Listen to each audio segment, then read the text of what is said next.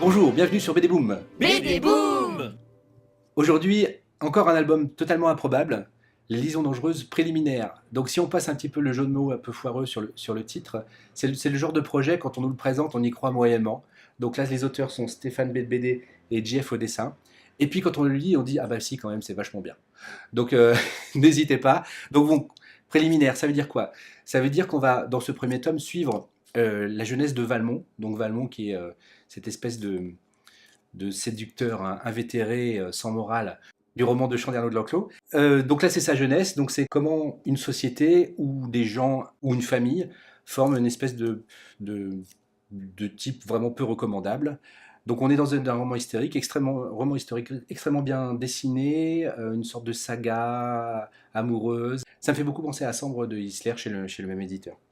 Donc voilà, donc même si vous reculiez à cause du titre en vous disant encore un produit dérivé, non, ça vaut vraiment le coup, c'est vraiment bien. Il y a des séries qui ont marqué des générations de lecteurs et qui sont pour beaucoup dans le choix d'un métier. Euh, Aujourd'hui, je voudrais parler de la série Tramp, dont le dernier tome vient de sortir.